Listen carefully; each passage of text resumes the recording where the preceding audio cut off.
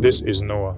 In 1976, Noah was born in the United States of America to a man named John and a woman named Sarah. John and Sarah were married and had one other boy before Noah, named Alex. Neither John nor Sarah was exceptionally intelligent or talented, but they worked reasonably hard in their careers to make up for it and create a life for themselves. At the time of Noah's birth, they made enough money to provide a sense of security for themselves and for their two sons, but not enough to feel any extra comfort. They were not poor, but pennies were often pinched, and corners were often cut in order to sustain. For all intents and purposes, they were average, dead center, middle America. As time would pass, Noah and his brother would start to ingest and understand more of the world around them. They began to grasp the conditions of their lives and form their personalities and perspectives. Noah and Alex were quite different. Alex was a very positive individual who always tried to see things through an optimistic lens. He understood his parents' situation and recognized that they were doing their best with what they could, and he loved them for that. He appreciated what he had and loved enjoying the simple things in life. He liked camping, drawing, and playing the guitar. Noah, however, was far more pessimistic about his conditions and desirous of something bigger and better. He saw the world as a game of numbers and levels, one with winners and losers, one where money and status determined the winners, and one that he felt like he and his family were losing. And this upset Noah. Noah first made this determination for himself back when he was 10 years old, and all of his friends got a new popular toy. Everyone had this toy, and it seemed so cool. So Noah asked his parents for one. When they told him they would not be able to get it for him, Noah didn't understand why. His parents told him that they didn't have the extra money to spend on an expensive new toy at the time, and that he should just enjoy the toys he had. But Noah still didn't understand why. He wondered what his parents didn't do right to be like his friends' parents. He wanted to be like his friends and have his friends' families and have that toy.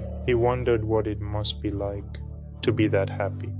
When Noah was 12, his father got a decent-sized promotion at the company he worked for. Going from a floor position to a managerial role, Noah and his family's life would change significantly. Almost overnight, Noah would now have access to some of the extra comfort and niceties that many of his friends had. The family he wished for, he now had. Most of the toys he wanted, he could now get. Noah continued to grow older into high school. When he turned 16, he got his license. Noah observed many of his friends get new cars from their parents as a gift when they got their licenses. So Noah asked his parents if they would get him one. His dad said that even though things were going pretty well, it wasn't wise to purchase a new car at the time, but that Noah could share one of the two family cars with his brother when no one else in the family was using it. Noah accepted this and said thank you. However, inside, he was mad. He saw his friends' new cars that they didn't have to do anything for or share with anyone. He wanted to be like his friends and have his friends' families, to get that brand new car and not have to worry about anything. He wondered what it must be like to be that happy. When Noah turned 18, his mom got a promotion at her company. With their newfound extra income, Noah's parents decided to get him a brand new car as a high school graduation gift. Noah could now drive anywhere he wanted at any time without having to worry about sharing it. The life he wanted with his own car he now had. Several years later, Noah would graduate from college with a degree in business. He didn't really know what he wanted to do, but he knew he wanted to make a lot of money and that it could lead to that. After graduating, he got a job as an intern for a big corporation. Throughout his internship, Noah didn't really enjoy his role and felt unfulfilled and unhappy. The work was boring and never felt like it had anything to do with him. Along the way, he made friends with some co-workers though. One of the employees that he became acquainted with was the VP of Sales and Marketing. This individual had a huge responsibility and influence in the company. He was clearly making a lot of money, and he would often treat co-workers to nice dinners and events. He had nice things, a big house, a cool car, and beautiful women would gravitate to him. Noah wanted to be this man and have that much authority, money, and all the beautiful women. He wondered what it must be like to be that happy. Noah decided that he needed to work harder and dedicate himself to the company, that he needed to find his way into an important role like that man he admired. Many more years would go by, and Noah was still at the same company. He worked hard throughout those years, really hard. He was hyper-focused and stopped hanging out with a lot of friends, didn't see his family as much, and didn't really engage in anything outside of work. At this point, he had moved up numerous ranks in the company and was making a lot more money not far from the VP of sales that he envied as an intern.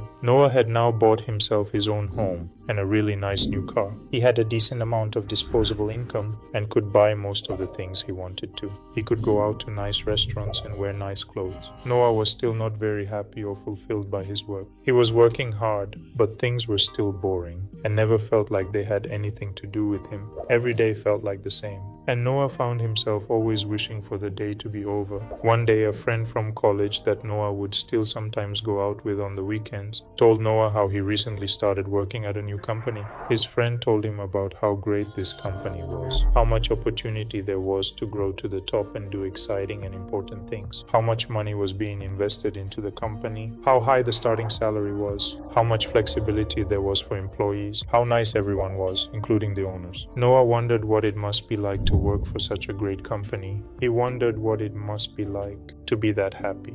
Shortly after this conversation with his friend, Noah quit his job and got his friend to refer him for a position at this new company. Noah got the job. A couple more years go by, and Noah has climbed his way up through a few ranks at the company when all of a sudden it gets bought out and Noah is laid off. Noah sees the company owners make millions and millions of dollars, while he and most of the other employees lose everything they worked for, with nowhere to go and no remorse from anyone. Noah wondered what it must be like to be an owner of a company like that, to cash out on a multi-million-dollar deal and never have to worry about working again. He wondered what it must be like to be able to do whatever you want, whenever you want. He wondered what it must be like to be that happy. Noah realized he had been going at everything all wrong. He was tired of working for other people, only to get screwed over at the end of the day. He realized that if he wanted to be happy, he needed to take control of his own fortune. So Noah collected a few colleagues and friends who he had made over the years to start a company with. He didn't know exactly what he wanted the company to be,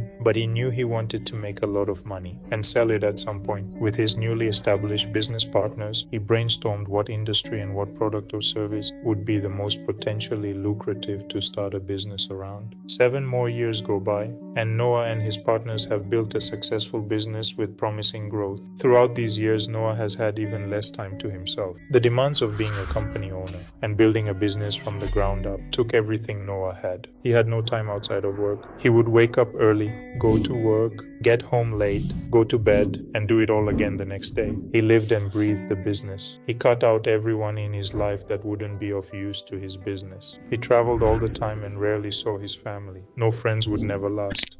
Hobbies and activities were completely off the table. But because of Noah and his partner's hard work and their willingness to do whatever it took to make their company successful, a major corporation became interested in buying the business and its intellectual property for a large amount of money. The deal was closed, and Noah cashed out at $15 million. Suddenly, all of the things Noah wanted when he was a child, he can buy millions of. Any car he wanted when he was a teenager, he can buy without feeling a dent. Any sense of status, power, or luxury he wanted when he was a young adult, he has. The big house, the women, the fancy parties, the nice things, the status. He has it all.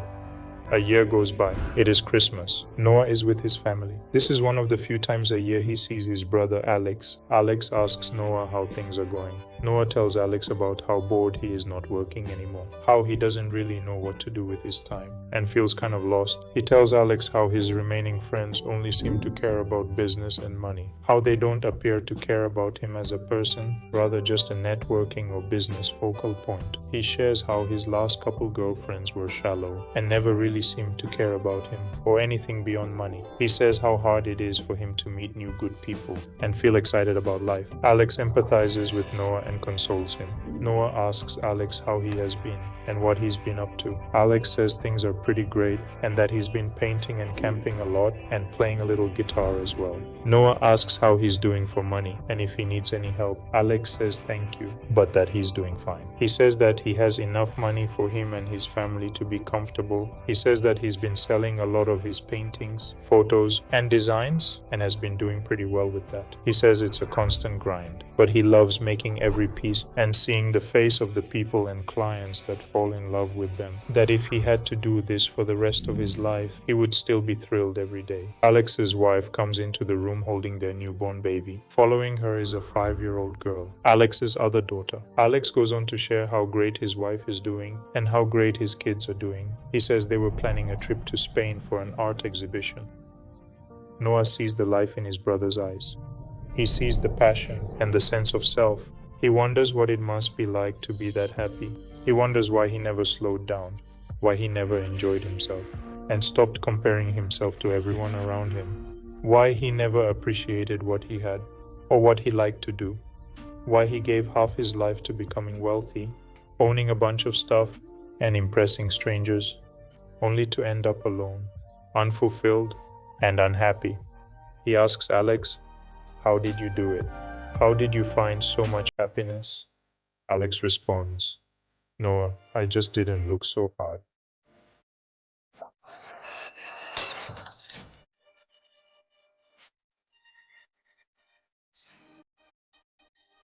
Thank you for watching. If you found enjoyment and value in this video, please give it a thumbs up. Share your thoughts in the comments below of what you think Alex said. And if you are not already, be sure to subscribe to our channel. We are constantly coming out with new videos to help you experience life with clarity and wonder. Thank you for watching.